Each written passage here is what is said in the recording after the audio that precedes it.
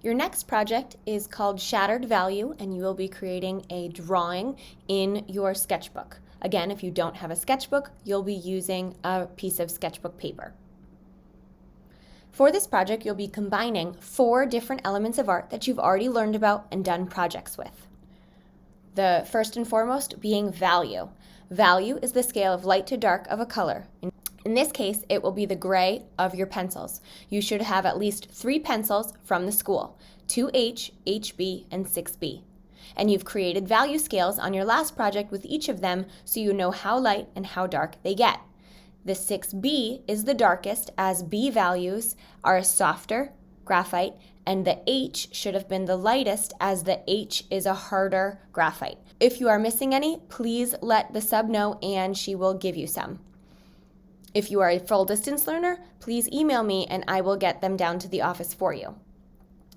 Value will help 2-dimensional flat things appear 3-dimensional. We applied this to spheres when we blended them. Space. This is what you just finished with your collage. The space you are using for this drawing will be a sketchbook page, and you always want to fill the space in some interesting way.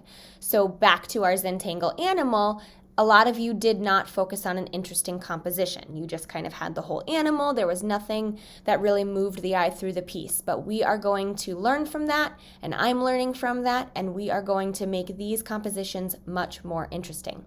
So to ensure that your composition is interesting, think about this principle of design. Balance. Are you making a symmetrical scene, an asymmetrical scene? Maybe you're using radial symmetry. Over here shows each, and it just depends whatever object you're drawing and how you're filling up the space. I'll go into that more with my drawing demonstration. Shape and line are the 3rd and 4th elements of art.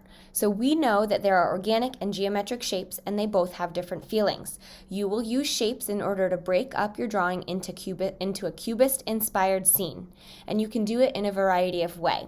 Some of you may be using shapes like circles or diamonds or stars to break up your piece, but some of you might be using lines, and those lines could be straight, curved, more organic, and wavy.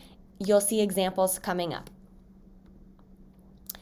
So this project is inspired by the art movement of Cubism, and Cubism is an early 20th century avant-garde art movement that revolutionized European painting and sculpture. It inspired related movements in music, literature, and architecture.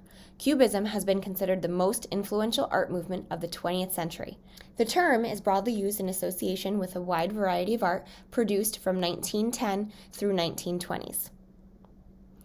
Big names in the movement were Pablo Picasso and Georges Braque. In Cubist artwork, objects are analyzed, broken up, and reassembled in an abstracted form. Instead of depicting objects from a single view, the artist actually depicts the subject from multiple viewpoints to represent the subject in a greater context. Again, really abstracting the subject. Here are 2 examples, one by Picasso and one by Braque. Another example by Picasso, and a little bit about him. He was a Spanish painter, sculptor, printmaker, and ceramicist. He was a stage designer, a poet, and a playwright. He did it all. He spent most of his adult life in France, even though he was from Spain. He's regarded as one of the most influential artists of the 20th century, and he's really known for co-founding the Cubist movement with Braque. This is called The Girl with a Mandolin, created in 1910. So if you look closely, you can see the abstracted girl's form holding the instrument. And here's Braque. He was, again, a 20th century painter. He was French, so that's where Picasso met him, in France. And he had a very similar style in relation to Picasso, but that is why they founded the movement together. This is called The Violin and a Candlestick, also created in 1910. It may be a little tougher to see the items within, but you can see the violin here. And then this is what I would assume to be the candlestick, and his is very abstracted. So, to start your project, you are going to choose your subject matter. You are going to create a perfectly proportioned contour drawing. and a contour drawing focuses on outline only. Tips for success is to find your reference image and print them out in black and white. Because you are going to be shading this in grayscale, printing your reference image in black and white will be truly helpful. Then you're going to create 4 to 6 thumbnail sketches to really plan out your composition. And this is how you will create a really balanced and well-used space, because you're going to modify and change different elements. Again, I'll show you in the demonstration in just a moment. Before we get into it, let's talk about contour drawings. Contour drawings are pictured here in this scene, and notes that we want to take away is that the outline of the subject matter is depicted, but also the major details, such as the labels on the bottles, hair on animals, and stems of fruit. Labels, hair, stems, the laces and the stitching within, the defining lines of the trees, a little bit of extra detail within. You should be able to clearly identify the item, but there should be absolutely no value shading applied yet. Just focus on the contour drawing. This is what you will do for 4 to 6 thumbnail sketches.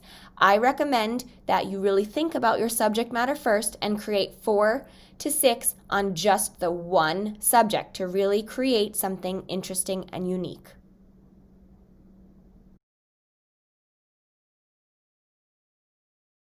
For step number 1, you need to find your images of what you want to draw, and then you're going to create your thumbnail sketches of your contour. Here I have my pencils and I aligned them by weight. So I have the H, HB, I have a 3B and a 6B. So it goes from lightest to darkest. And for your thumbnail sketches, it doesn't really matter what one you use. I like to stick to the HB because that is actually the general number 2 pencil you get. And when you're drawing thumbnail sketches, remember 4 or 6, up to you. You want to just draw some quick, rough boxes on your page. And then maybe I'm going to fit another one this way. So I'm going to have 5. They don't need to be perfect. Now I need to figure out what my subject matter is going to be. You should use the school printers and print reference images. If you're at home and you have something in front of you that you want to draw instead, that's okay. So here I'm at my house and I'm going to use some objects I have in front of me. My first is going to be a vase. So I'm going to do a rough contour outline. Remember, contour is only the outline. And then that is placed off to the side. And then I'm going to put the candle that I have next to it.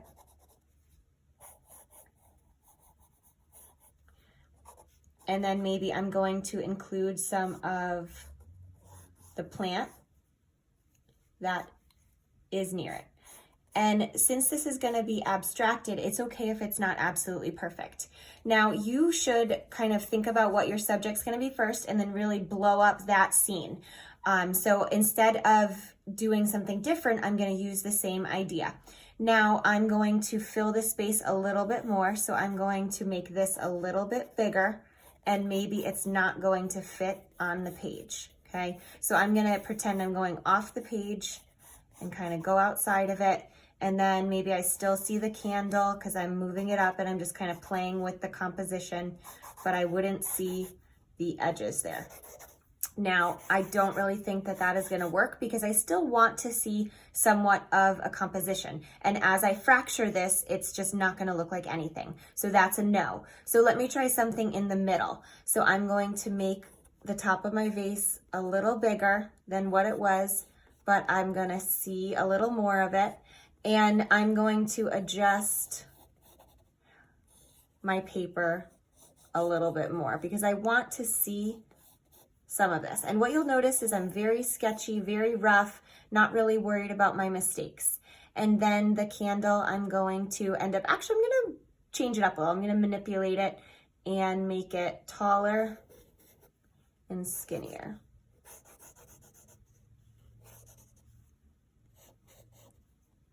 Well, actually, if it's in front of it, it would come down lower. And then I need to do a little bit of erasing. That's in front. And that looks pretty cool. I want actually to see the whole scene. So I think that I'm going to change this to be a portrait composition, and then that works better. And then the front here is kind of empty, so maybe I'm going to include a more squat candle. So that would be in the front, and then I would just kind of quickly go and erase so I can see.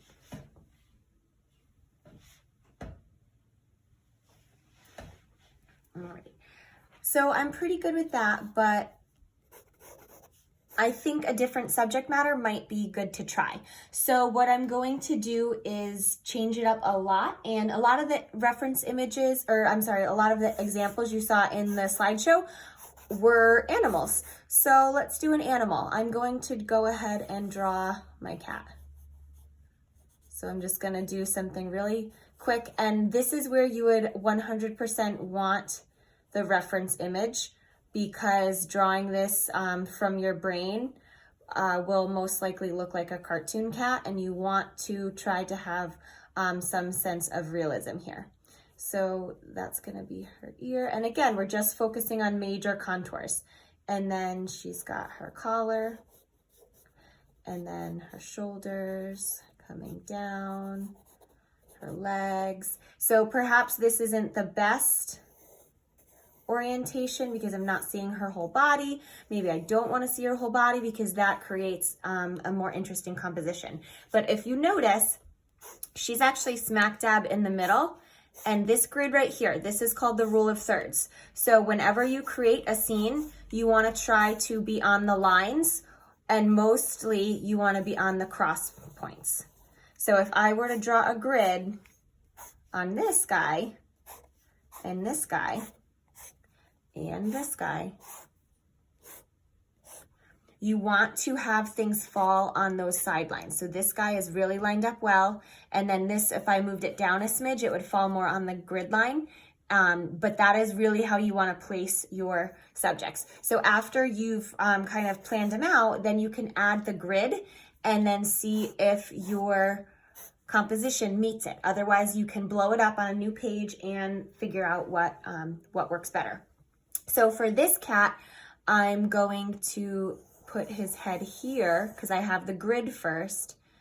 Then I'm going to have the collar, because remember, we said it's okay to have some detail, so that way you can still tell what the subject is. All right, so in this one, I'm going to have more body showing. I don't really know what my cat looks like when she's sitting. Oh, this is where the reference images come from. This is going to be really garbagey. So this is very, very elementary level. But you guys get the idea. It's a quick thumbnail sketch, just getting my ideas out. I still think out of all of this, I do kind of like the leaves on this one. So maybe I will have a leaf kind of hanging down in front of this. But this is the point of planning. You're going through, you're building off your ideas. You're not just settling on the first one, because the first idea usually isn't the greatest. Once you've got these sketched out, I want you to take a photo and submit them, but then blow up your scene onto another page. So if I'm gonna go with this one, I've already kind of looked at my composition here with the rule of thirds. It actually looks pretty good. If you had something that was really off like this one, then you would need to redraw it and make it match up to the rule of thirds. But this guy's good, so I can actually draw him on my next page, and it is gonna be a portrait mode. So I am going to, actually I wanna look at that. So I'm gonna rip that out, okay?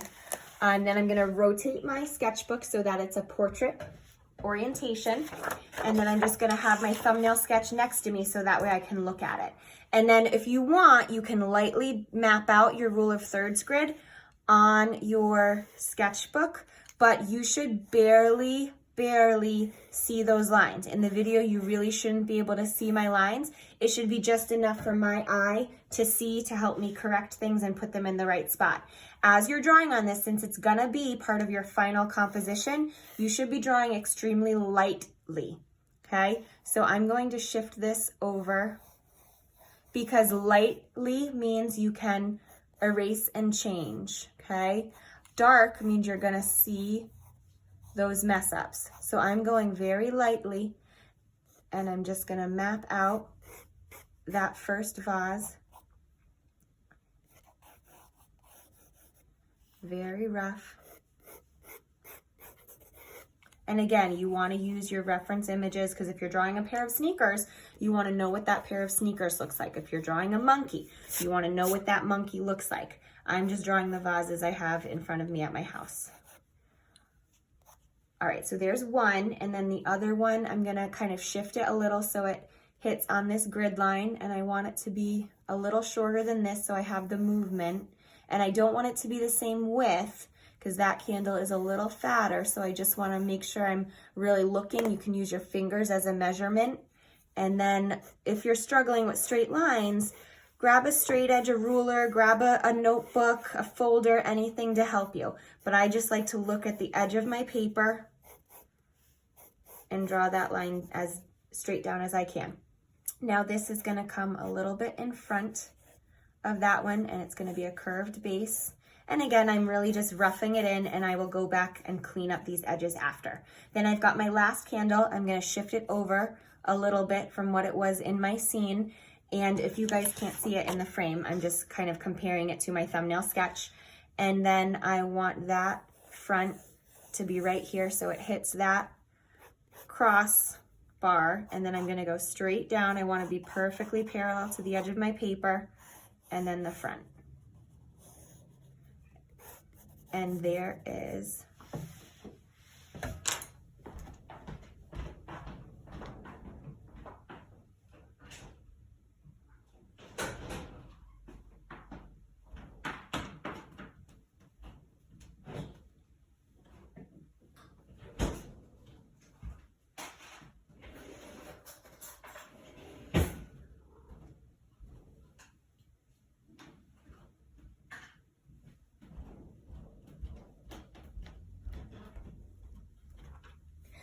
So I just want to be perfectly parallel, and then I'm going to go ahead and erase, because those things are behind and this is not see-through.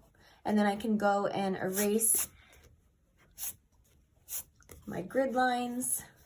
And then what I'm going to do is go ahead and clean up my drawing. So as an artist, I always tend to be very sketchy when I draw, but then once I have it planned, I'm going to sharpen up those edges, but keep them very light, because the whole point of this is to have a change in value, and we don't want to see our contour lines. But once I've got it situated, I'm going to go ahead and erase all the sketchy. Oops, that actually was behind there. I shouldn't have done that. This one comes down.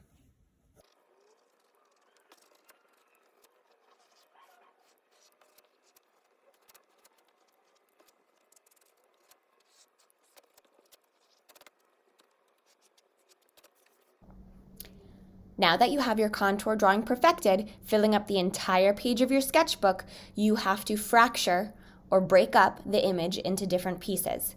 Do not make any of the pieces too small. Look at the following examples to see a variety of ways you can fracture your scene. Feel free to invent your own. Straight lines. Note the difference between the two scenes. Even though both are using straight lines, they are fractured very differently. The top scene has a fracture beginning from a specific point, the sun of the scene. The bottom is more freeform, creating various triangles throughout. Both give a very different vibe. This one is a little bit more clean, less abstract, and this one is a little bit more abstract.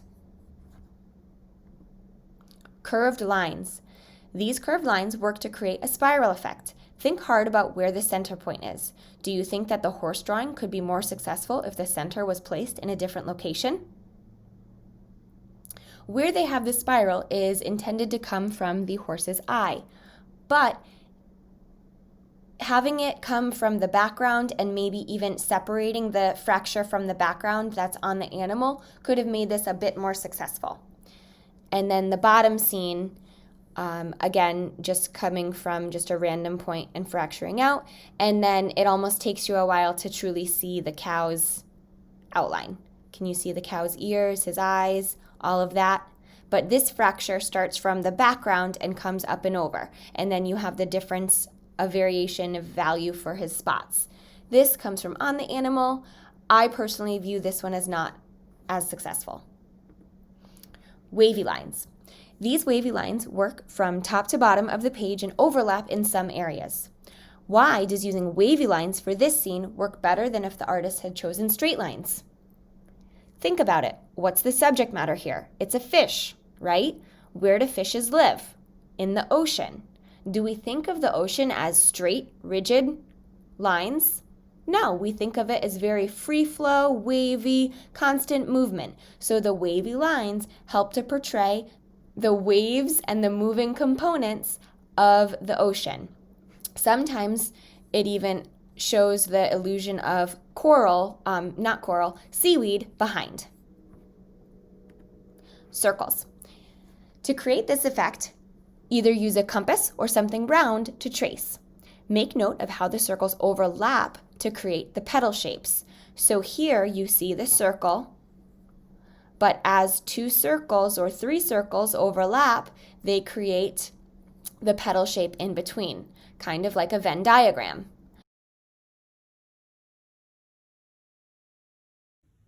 Now that we've got your contour lines perfected, we're going to work on step 2, which is fracturing your scene. So as discussed in the video, there's a variety of styles. You can do straight lines, curved lines, wavy lines, circles, diamonds. It doesn't have to be anything shown. You can combine ideas. You can make your own. The simple would be to grab a ruler and do straight lines. But if you have a subject like a fish, straight lines don't work as good as wavy lines do. Think about what shape will complement your overall scene. Before you jump into making your fractures, I'd like you to make another set of thumbnail sketches and plan out at least 3, I usually just do 4 because it fits better on the page, fractures. So real quick, just kind of map out what your drawing was, and I mean real quick, okay, like the ugliest, quickest drawing ever. So there's one, okay? It's like a challenge to draw it really fast.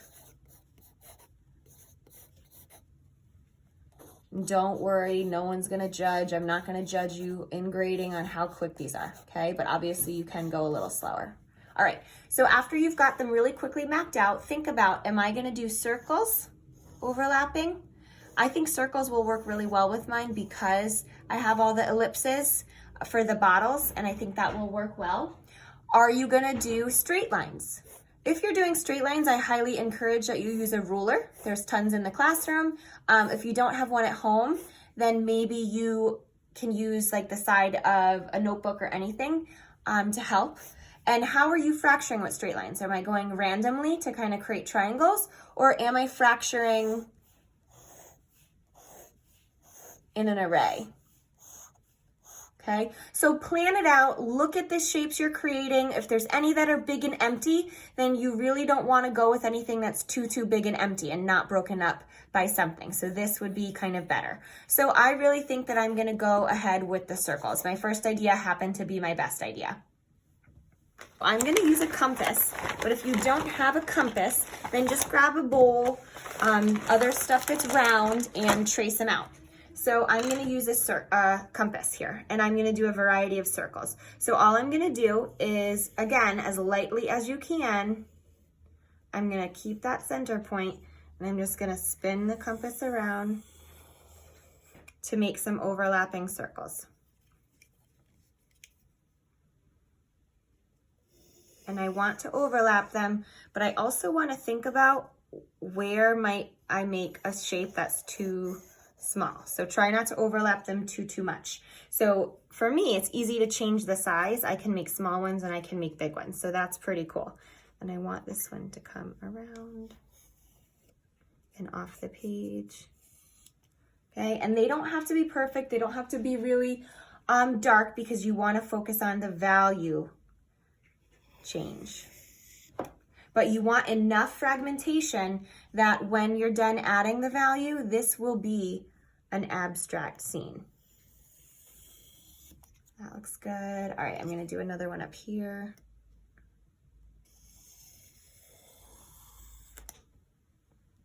All right, I think that should be enough for my scene. That was a little small.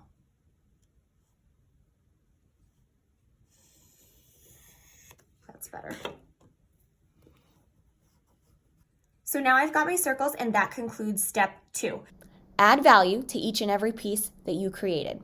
Focus on each individual shape you have created within your subject, the positive space, and within the background, the negative space.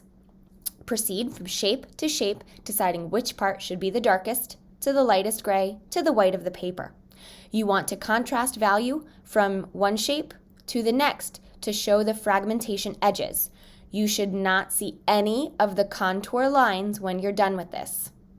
You may also want to vary the direction of your shading inside your object from the background in order to really emphasize your subject. It is best to treat the positive spaces, your subject, slightly different than the negative spaces, the background. This will help the viewer see your subject. Remember to create contrast between adjacent spaces and shapes so that each shape is visible. The end result is a type of abstraction of your subject, similar to the Cubist artist we've seen earlier.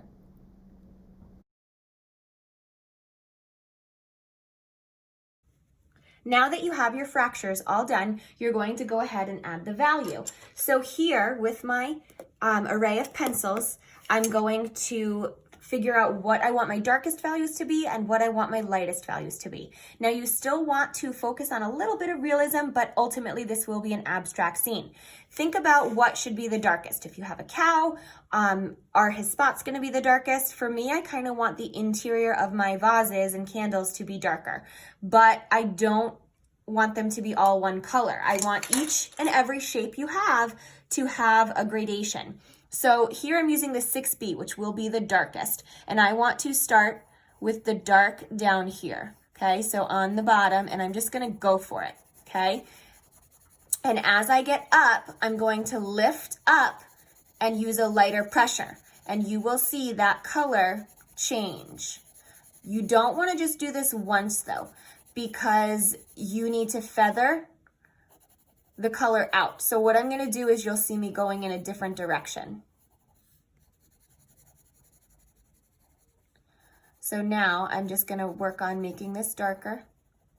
This is tough because I have this piece of the circle, so really I should have fixed that so that this came down a little. So I think I'm actually gonna do that right now because I want that to be part of that so it doesn't get ruined.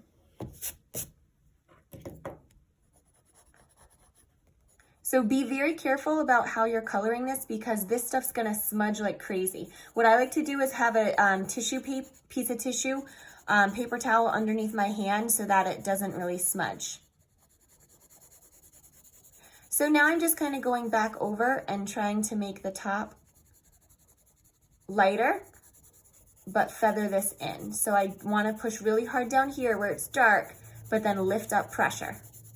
But ultimately, this whole space is still gonna be darker than the space that's next to it.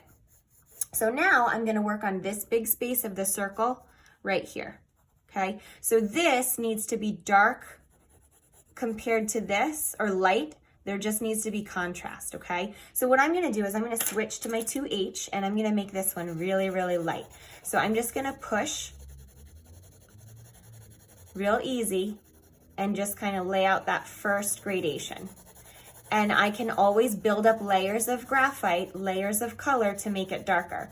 The first go, I just wanna make all of this light and I just wanna make sure that there is a good contrast between these two spaces. So this is part of my circle. Wherever I see the line though, I'm stopping.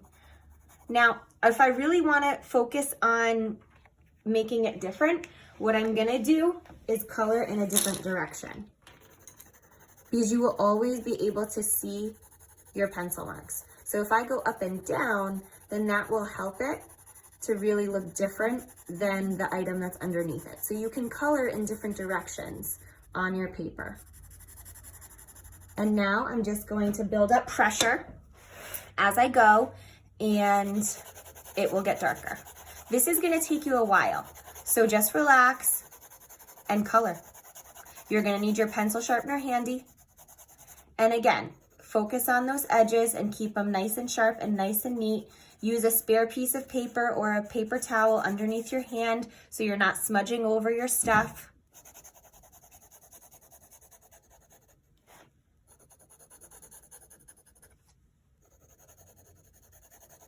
Right now, this is all pretty much one color because I haven't really started pressing harder. I like to build up layers of color rather than pushing hard because that tends, especially with the H's, to rip the paper because the graphite is so hard. But now I'm gonna switch directions to go up and down so it matches. And feel free to use another pencil. So that was a 2H. Now I'm gonna use my HB, which is a little darker. And I'm going to push up here to get a little bit darker of a color. Try not to follow the contour of the object too much because you want it to go clear and break into the next shape. So I'm just gonna try to keep that crisp edge, but then straighten out my strokes so that way you can't really tell that I'm following along the circle. And again, there's not a ton of value change here, but there's just enough to show it's a little darker up here and it gets lighter down by the center of that vase. And you just want to always see a clear difference in value. So actually I'm going to go back with this one and make it a little bit more crisp, a little bit darker, because you just want to make sure that every single item really pops. Every single edge really is popping out at you. And then you can always go over with an eraser if something is not looking as light as you had intended, because the eraser with a very light pressure will pick up some of the graphite and make it lighter, and that will help some of your colors feather in, and that looks better. You can use a finger to smudge colors together, or you can use a tortillon, which I didn't bring home, but I will make note of that in the classroom for you. It's a blending stump. It's just a rolled piece of paper, but you can do this with your finger. It's just gonna get a little messy. So sometimes I like to take a piece of paper towel over my finger when I rub, but then you wanna go back and just make sure that you have those crisp, nice, sharp edges. So use the eraser to kind of go back and clean things up.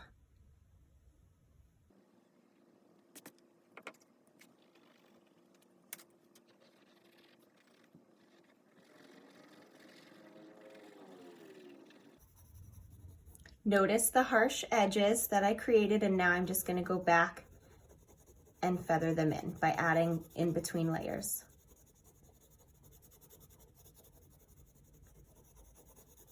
There's not a huge value change within, but there's a huge value change between each fractured shape.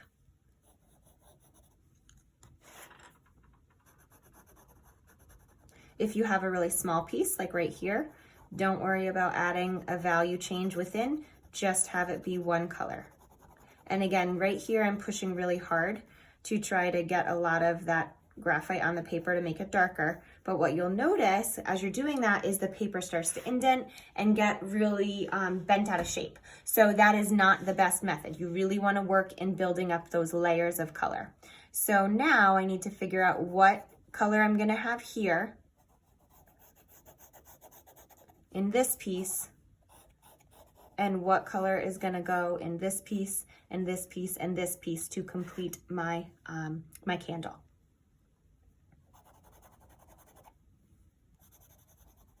For this project, it really will be easier if you have more pencils. So in class, we can give you and make sure everyone has the 6B, the 3B, which most of you don't have. We'll give you that in-between tone, and then everyone should have the 2H and the HB, but there's also a 5H, which is the absolute lightest. So that is also a good one to have. So again, just ask the sub in the room. You guys should know where the pencils are. They're in the lower cabinet underneath the scissors. It's labeled. You're welcome to go in there and grab them. And then that should stay in your art kit. Again, if you're a distance learner, then let me know and I can get them for you. But again, the goal of this is to not see contour lines in the end, but to just see value changes. So I'm kind of fixing that up because I went out of skew there. And then I'm going to switch to my 3B and I'm going to work on changing the value. Now this is really dark right here actually, and I started making this dark, so that's not going to work well. So I'm going to switch to having the dark over here, and then I will go over that with my eraser a little bit to lighten that up. You just always want to make sure you're working in a high contrast area. So if it was light over there, I'm going to go dark. If it was dark, I'm going to go light. And then again, just take that eraser and help yourself create those sharp edges that might have disappeared.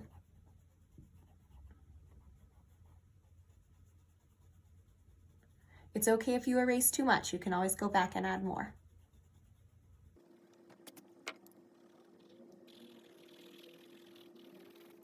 Just continuing on the whole process, really making sure every space has a nice, neat, clearly defined edge. This is going to take you a while, so please don't rush through it.